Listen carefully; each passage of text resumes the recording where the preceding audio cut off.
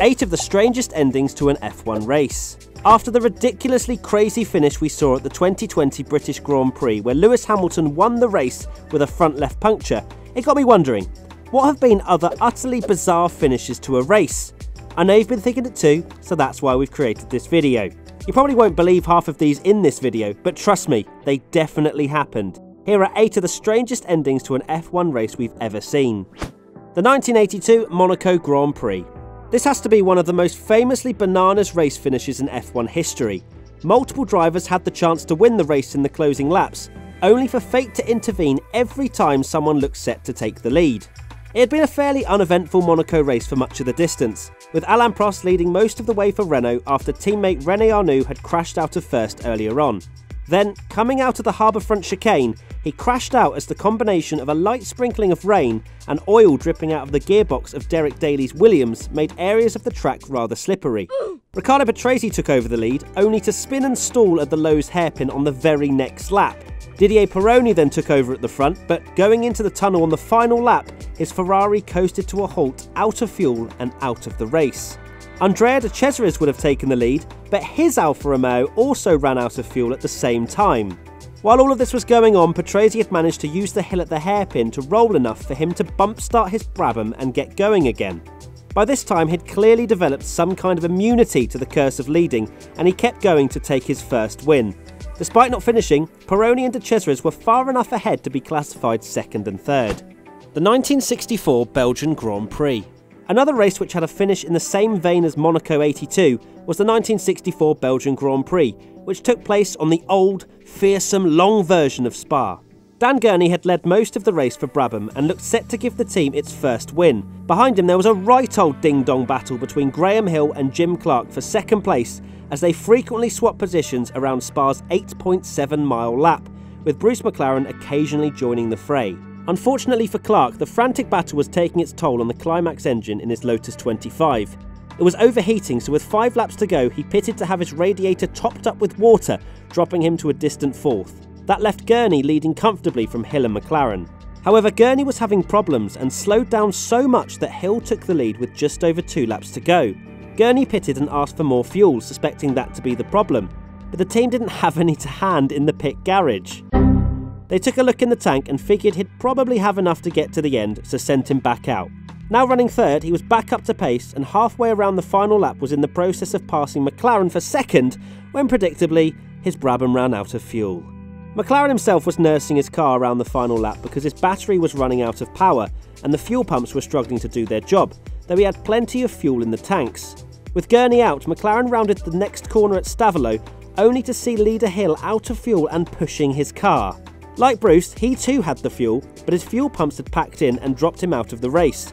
Despite his own issues, that left McLaren with a comfortable lead over Clark and he looked set to take the win. Up at the finish line, officials were wondering where the winner was. The flagman mistakenly waved the flag at 2 different back markers, expecting one of them to be the leader, who was apparently nowhere to be seen. Eventually, McLaren rounded the final corner at La Source and rolled towards the finish line. Literally. Going into the last corner, his engine had finally given up and he only had his momentum and the hill to carry him to the line. He could see the flag, but unfortunately, he also saw Clark's Lotus roar past to snatch victory. Jack Brabham was a distant third. But the drama wasn't done with there. Clark hadn't realised he'd won and carried on to do a lengthy slowing down lap, only to run out of fuel himself at Stavelot, right at the opposite end of the track. Teammate Peter Rundell had to drive off and retrieve him so that he could celebrate the third of what would become 4 consecutive Spa wins. The 2003 Brazilian Grand Prix. An incredibly wet race which saw a number of drivers, Antonio Bizzonia, Juan Pablo Montoya, Michael Schumacher and Jenson Button, all spin out of the race thanks to a river of rain going across the track at turn 3. That was mad enough, but the way the race finished was so mad that the race result was actually wrong and the true winner wasn't crowned until days later. Kimi Raikkonen was up at the front after longtime leader Rubens Barrichello had yet another home race mechanical failure, only for the Jordan of Giancarlo Fisichella to surprisingly pass him for the lead. At the start of the race, he'd filled his tanks right up to the brim with fuel and had yet to pit. Shortly after he had taken the lead, Mark Webber binned his Jaguar in a big way at the top of the hill. Unsighted, Fernando Alonso charged around the corner, perhaps a little fast for the double-waved yellow flags, and crashed into a stray wheel, making it an even more massive accident which caused the race to be red flagged and not restarted. In such a scenario, the race result gets counted back 2 laps, which meant the results went back to the end of lap 53, making Raikkonen the winner from Fisichella and Alonso. Apart from the fact that Fisichella's car caught fire in Parc Fermé, that's not so weird, right? Wrong. There had actually been some confusion over exactly when the red flag had been shown, and a few days later it was discovered that Fisichella had just started his 56th lap when the race was stopped. That meant the result should have been taken from the end of lap 54, making Fisichella the winner with Raikkonen second. The matter went to the FIA Court of Appeal, and 5 days after the race had finished, the final order was confirmed. Fisichella first, his first win and Jordan's last, Raikkonen second and Alonso third, and Fisichella was handed the winner's trophy in a ceremony at Imola the next race. Since they'd stood on the podium in Brazil in the wrong order, and with Alonso absent due to having a trip to the medical centre, it makes the podium for the 2003 Brazilian Grand Prix perhaps the most incorrect of all time. The 1959 United States Grand Prix.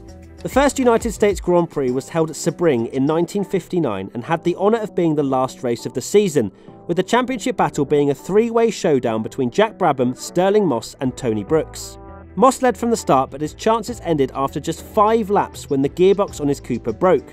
That left Brabham in a comfortable lead, which basically assured him of the championship when, coming out of the last corner on the last lap, he ran out of fuel within sight of the line. Fortunately for Brabham, in order for Brooks to win the championship, he'd have had to win the race, and had been delayed several minutes earlier in the race after being hit by his own Ferrari teammate, Wolfgang von Trips. Instead, Brabham's teammate Bruce McLaren had been closely following him for much of the race, so he waved him on to take the win, a result which made McLaren the youngest winner in Formula 1, a record he held until Fernando Alonso won the 2003 Hungarian Grand Prix. Brabham, determined to finish, pushed his car over the line to finish 4th, winning the World Championship. The 1970 Monaco Grand Prix. Brabham was involved in another unusual finish at Monaco in 1970, his last season in F1. Despite being 44 years old, he was still a force to be reckoned with and had led most of the race. Jochenrin was running second and catching him quickly, but heading into the last lap, Brabham had surely enough of a gap to take the win. However, going into the last corner, which in 1970 was a simple hairpin, Brabham slithered wide in the braking zone. He locked his brakes on the dusty part of the circuit and slid into the bales, letting Rindt through to take the win. Brabham recovered to finish second, with nothing hurt but his pride. The 2002 United States Grand Prix. Ferrari had made a big mess of team orders at the Austrian Grand Prix earlier in the year when Rubens Barrichello gave up victory to Michael Schumacher right at the finish. But what happened at Indianapolis during the US Grand Prix was arguably even more embarrassing. Schumacher had led from Barrichello the whole way in Ferrari's typically dominant fashion. When coming off the banking for the final time, Schumacher suddenly slowed. Barrichello drew alongside and they crossed the line first and second. But when the timing screen came up, it was Barrichello who had won, by just 0.011 seconds. To this day, the reasons behind what happened aren't completely clear. Was it just a formation team finish that went wrong? Were the team trying to orchestrate a dead heat? Or most likely, was Schumacher trying to give Barrichello back the win he should have had in Austria? Either way, it was a really clumsy and slightly farcical way for a race to finish. The 1991 Brazilian Grand Prix. By 1991, Ayrton Senna had pretty much achieved everything a driver can achieve in F1, except for one thing, an elusive home victory. At Interlagos that year, he took pole and led most of the way, fending off Nigel Mansell's Williams in the process. But as the race neared its end, his McLaren, still running an old-school H-pattern manual gearbox, developed a problem. It kept jumping out of 4th gear.